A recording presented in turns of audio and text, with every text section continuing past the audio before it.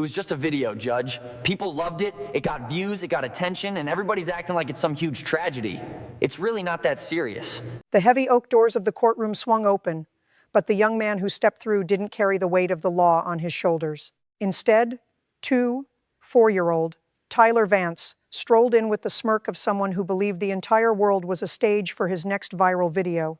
His eyes were glued to his smartphone, fingers twitching with the muscle memory of a chronic scroller, completely ignoring the no electronics sign that every other person in the room had respected. He wore a hoodie that cost more than a month's rent, draped over a frame that had never known a day of hard labor. But it was the man sitting at the plaintiff's table who drew the room's silent reverence. 7-8-year-old Sergeant Arthur Miller sat with a spine as straight as the day he earned his stripes in the jungles of Vietnam. His hands, weathered by time and work, were folded neatly on top of a worn leather folder. Arthur didn't just represent a landlord. He represented a generation that believed your word was your bond and your home was your castle. He had spent his retirement savings to restore his childhood home, intending to leave it as a legacy for his grandchildren. What Tyler Vance called a content opportunity for his YouTube prank channel, Arthur Miller called a desecration. The prank wasn't just a few spilled drinks or a loud party. It was a calculated, filmed destruction of a veteran's history. As Tyler caught Judge Judy's eye, he didn't see a legal titan with 40 years of experience. He saw content. He whispered to his friend, loud enough for the microphones to catch, "Relax, she's just an old lady with a gavel. It's all for the views." Notice the psychological disconnect in Tyler's body language. He leans back, his chin tilted up in a classic display of unearned superiority. In the world of behavioral analysis, this is the entitlement shield. He believes his digital footprint makes him more relevant than the man who bled for the flag that stands behind the judge's bench. Arthur Miller, on the other hand, exhibits what we call restrained grief. He doesn't look at Tyler with anger, but with a profound sense of disappointment, the kind of look a grandfather gives a child who has forgotten how to be human. Hit that like button right now if you believe that being a veteran means you deserve more respect than a social media prankster. Subscribe because what Judge Judy is about to uncover in Tyler's history will prove that this wasn't an accident. It was a pattern of predatory behavior enabled by a generation that values clout over character. Before the first word was even spoken, Judge Judy had already performed a visual audit. She watched Tyler's dismissive shrug. She noted the way he didn't even look at the man whose life he had turned into a punchline. The atmosphere in the room thickened. This wasn't going to be a simple case of property damage. This was going to be a collision between a man who built things and a boy who knew only how to break them. "Mr. Vance," Judge Judy's voice cut through the air like a cold blade. "Put the phone in your pocket, or I will have the bailiff put it in a blender. You aren't on TikTok now. You are in my house. And in my house, we respect the truth. Do you understand, or do I need to use emojis to get your attention?" The smirk on Tyler's face flickered for a split second, the first crack in a facade that was about to be completely demolished. Judge Judy leaned forward, her eyes scanning the folders Arthur Miller had placed on the table. In this room, silence is a weapon, and she let it hang in the air until Tyler Vance began to fidget with his hoodie strings. Arthur opened the folder to reveal photos that felt like a punch to the gut. This wasn't just about a messy house. This was about the systematic desecration of a man's history. The photos showed the walls of Arthur's childhood home walls he had hand-painted just months ago now, covered in industrial-grade spray paint. The vintage hardwood floors, which Arthur had polished on his hands and knees to honor his late mother's memory, were warped and stained with a mixture of bleach and rotting food. But the centerpiece of this prank was the destruction of Arthur's military memorabilia, his framed medals, his unit photos from 1968, and the flag that had flown over his base were found in the backyard, soaked in lighter fluid. "It was just for a video, Your Honor," Tyler interrupted, his voice hitting a defensive, high-pitched note. "My followers love the Extreme Landlord prank series. I was going to pay for a cleaning crew after the video hit 1 million views. It's about the engagement, you know? It's not like I actually hurt him." Notice the moral blindness in Tyler's justification. In psychology, we call this cognitive dissonance. He has convinced himself that if an action generates likes, it cannot be a crime. He looks at Arthur's medals and sees props. He looks at a veteran's grief and sees a thumbnail. His eyes constantly dart toward the camera in the back of the room, still checking his angles, still performing for an invisible audience, while a real-life catastrophe sits 3 feet away. Then, the next-level evidence hit the screen. Judge Judy played the raw, unedited footage Tyler had uploaded to his private Discord server. In the video, Tyler is seen laughing as he kicks over a shelf of Arthur's hand-carved wooden ships Arthur spent 5 years building to cope with his PTSD. Tyler's voice on the recording is clear. "Look at this old man's junk. Let's see how loud he screams when he sees this." The courtroom went dead silent. The smirk Tyler had arrived with didn't just flicker this time, it vanished. This wasn't a prank gone wrong. This was predatory behavior targeted at a vulnerable senior. Arthur Miller didn't say a word. He didn't have to. The restrained grief we saw earlier had transformed into a quiet, dignified resolve. His eyes remained fixed on the judge, refusing to give Tyler the satisfaction of seeing him break. He wasn't just a victim. He was a witness to the death of decency. Judge Judy turned the screen off and looked at Tyler. The silence lasted for 10 long seconds. When she finally spoke, her voice wasn't loud, but it carried the weight of a 1,000-pound gavel. "Mr. Vance, you call this content. I call it a psychological assault on a man who sacrificed more for this country in one day than you have in your entire entitled life. You didn't just trash a house, you tried to trash a soul." As the video of the destruction faded to black, a new figure stepped into the spotlight of Judge Judy's scrutiny, Tyler's mother, Laura Vance. She didn't look like a villain. She looked like a tired professional in a tailored suit, the kind of mother who buys her child silence with high-end gadgets and understanding. But as she spoke, the veneer of a good parent began to crumble under the weight of her own excuses. "Your Honor, you have to understand," Laura began, her voice trembling with a practiced desperation. "Tyler has had a hard time since his father left. This YouTube channel, it was his outlet. He's a creative soul. He didn't mean to hurt Mr. Miller. He just got carried away by the trends. I've already grounded him for a week and taken away his gaming console. Isn't that enough?" Judge Judy's silence was more terrifying than a shout. She shuffled a set of papers provided by her research team, papers that Laura thought were buried in private settlements. "Ma'am," Judy said, her voice dropping into a register of pure authority. "You talk about survive this history of financial settlements. This isn't the first time you've stood in a room like this, is it?" Notice the enabler's lean in Laura's posture. She looks at Tyler not with the firm gaze of a mother providing discipline, but with the fearful eyes of someone who is afraid of her own child's temper. In psychology, this is the cycle of appeasement. She isn't protecting Tyler from the law, she is protecting herself from the reality that she has raised a predator. Judge Judy began to read from the record. 18 months ago, a $3,500 settlement for a neighbor's dog that Tyler pranked with a high-frequency whistle until it needed medical care. 6 months ago, a $2,000 donation to a local park after Tyler was caught filming himself vandalizing a memorial bench. Each time, Laura had pulled out her checkbook, signed away the consequences, and told Tyler he was just misunderstood. "You didn't ground him, Miss Vance," Judy barked. "You funded him. You paid for the very camera he used to film himself destroying this veteran's ship collection. You aren't a victim of your son's creativity. You are the silent partner in his crimes. You've spent over $10,000 in 2 years just to keep him out of a courtroom. Well, look around. Your checkbook is no good here." Arthur Miller sat motionless, listening to the list of Tyler's past victims. You could see the restrained grief in his eyes turn into a cold, hard clarity. He realized then that he wasn't just suing a tenant. He was fighting a system of entitlement that had been built, brick by brick, by a mother who was too afraid to be a parent. Tyler, meanwhile, sat back in his chair, his eyes rolling at the mention of his past pranks.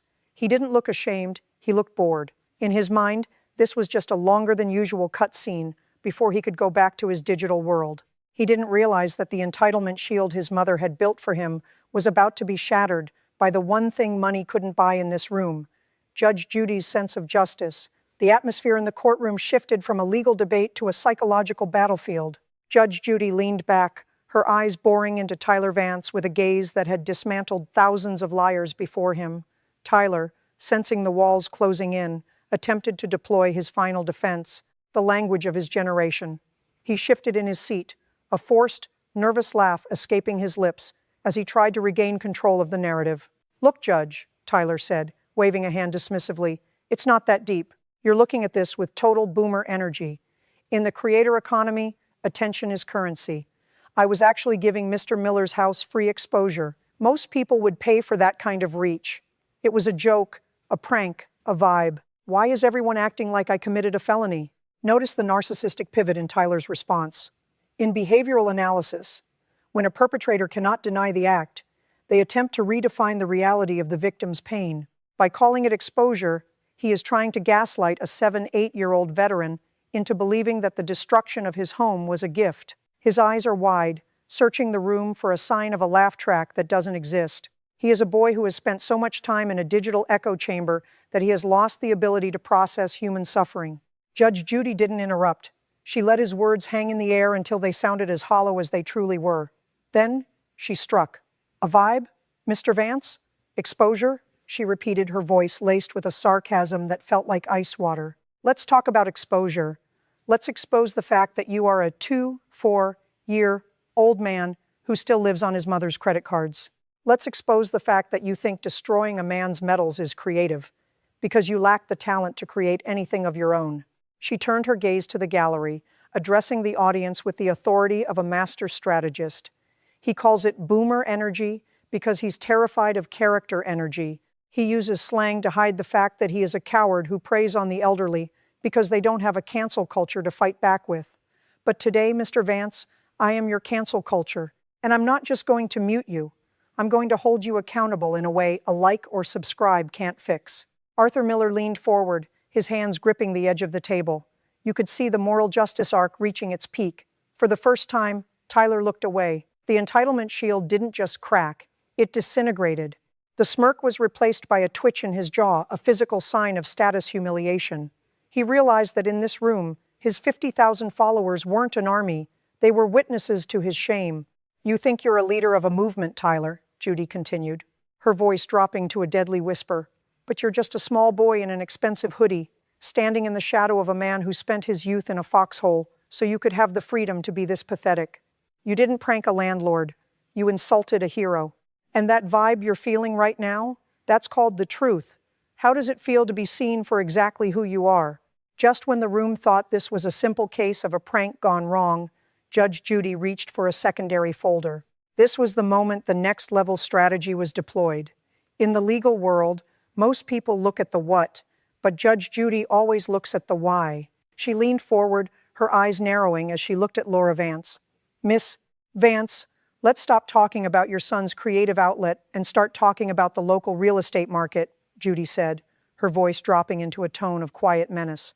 I did a little digging into your professional background as a marketing coordinator for a local developer, and I found something very interesting. This property, Arthur Miller's home, is the last piece of land needed for that new luxury condo project your firm is building, isn't it? The psychological shift in the room was instantaneous.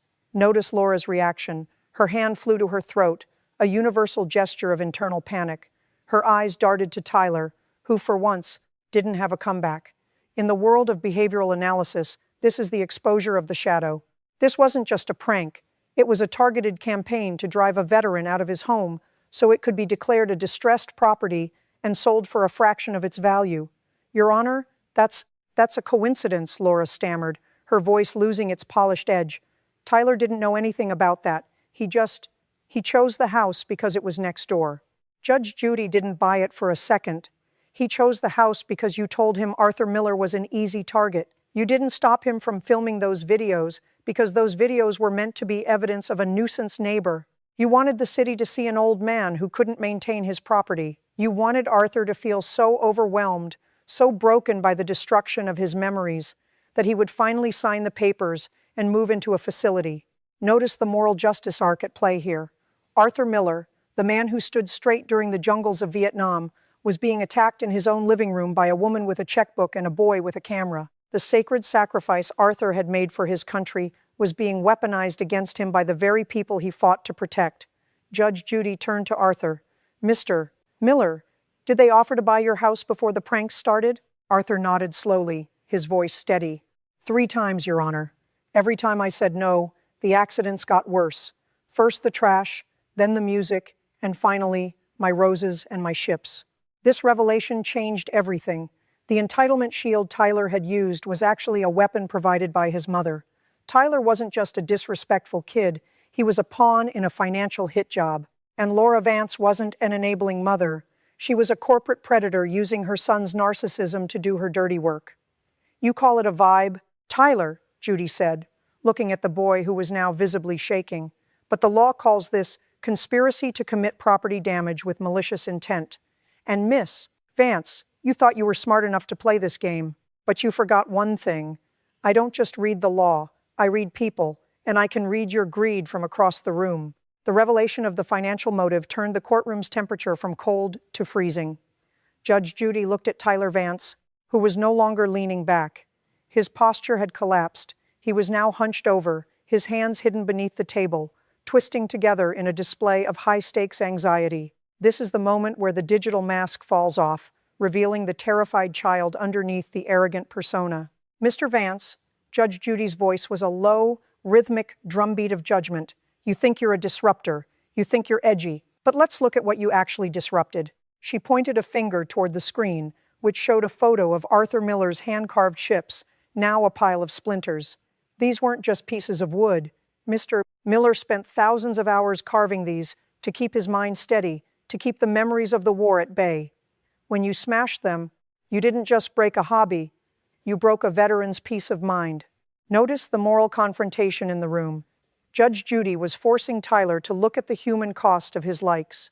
In behavioral psychology, this is known as empathy induction. She wasn't letting him hide behind his screen or his slang. She was stripping away the status he thought he had built. Tyler tried to look away, but Judy snapped, "Look at him, Tyler. Look at the man you tried to destroy for a condo project and a few clicks." Tyler finally turned his head. For the first time, his eyes met Arthur's. In that look, the entitlement shield was gone. He didn't see a boomer or content. He saw a man whose dignity was so immense that it made Tyler look microscopic. This is the status humiliation that hits harder than any fine. To be seen as small, weak, and cruel in front of a national audience is the ultimate nightmare for a narcissist. Judge Judy then turned her fire on Laura. And you, Miss Vance, you stood by and watched your son become a weapon. You traded your integrity for a real estate commission. You didn't just fail as a parent, you failed as a human being. You taught your son that people are objects and memories are obstacles. How much was Arthur's soul worth to your firm? 5%? 10? The audience in the gallery was deathly silent. You could hear the hum of the air conditioning, a stark contrast to the explosive energy of a few minutes prior. This was the moral reckoning. The Boktakbimert, unveiling of the secret, from Part 5, had set the stage for this complete emotional dismantling. You came in here thinking you were the smartest people in the room, Judy said, her eyes flashing with a righteous fury.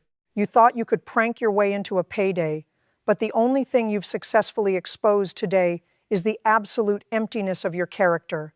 You aren't influencers. You are vandals. And in my house, vandals don't get paid, they get punished. Arthur Miller didn't look triumphant. He looked exhausted. The restrained grief was still there, but it was now joined by a quiet satisfaction. He had stood his ground once again, not in a jungle, but in a courtroom. He had faced his enemies, and thanks to Judge Judy, they were finally being seen for exactly what they were, small people with big cameras and no souls. The silence in the courtroom was so heavy you could hear the frantic scratching of Tyler's mother's pen as she prepared to write a check she thought would end this nightmare. But Judge Judy wasn't looking at the checkbook. She was looking at Tyler, and her expression was one of cold, surgical precision. She slowly picked up her gavel, but she didn't strike it yet. First, she had to deliver the structural collapse of Tyler's world. "Mr. Vance," Judy began, her voice resonating with an authority that made Laura's hands stop mid-air. "In this court, $5,000 is the limit, and you are going to pay every single cent of it to Arthur Miller. But let's be honest, $5,000 doesn't cover the history you burned. It doesn't rebuild the wooden ships that a hero used to quiet the echoes of war. It's just paper, and paper is too easy for you." Notice the strategic disruption here. Judge Judy knew that for someone like Tyler, paying money, especially his mother's money, wasn't a punishment, it was an exit fee. In behavioral analysis, this is the cycle of zero accountability. To break him, she had to take away the one thing he valued more than money, his digital presence and his unearned leisure. "Here is my judgment," she continued, her eyes flashing.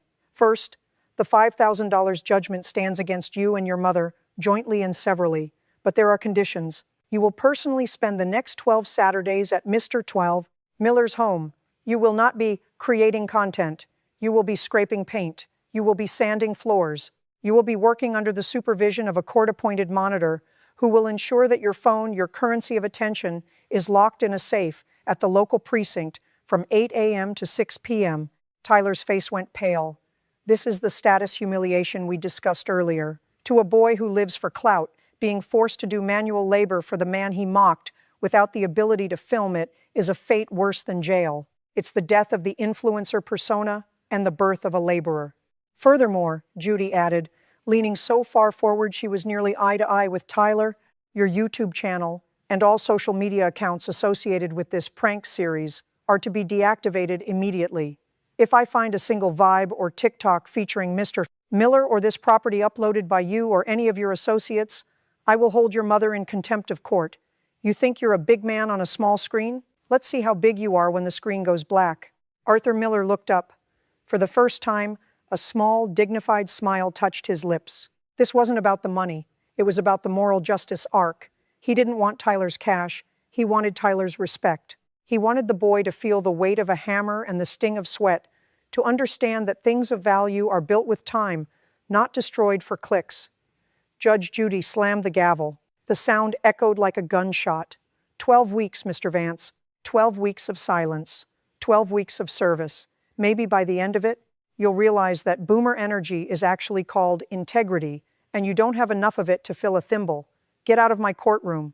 12 weeks later, the luxury condo project was still just a blueprint, but Arthur Miller's home had never looked more alive. The final scene of this saga didn't take place in a sterile courtroom, but on the front porch of a house that had been restored with more than just paint and wood. It had been restored with something Tyler Vance never thought he possessed: a conscience. As the court-appointed monitor signed off on the final hours of the sentence, a remarkable psychological shift was visible. Tyler, the boy who once walked into court with a $500 hoodie and an arrogant smirk, was now wearing a sweat-stained t-shirt and work boots. His hands were calloused, but more importantly, his eyes were different.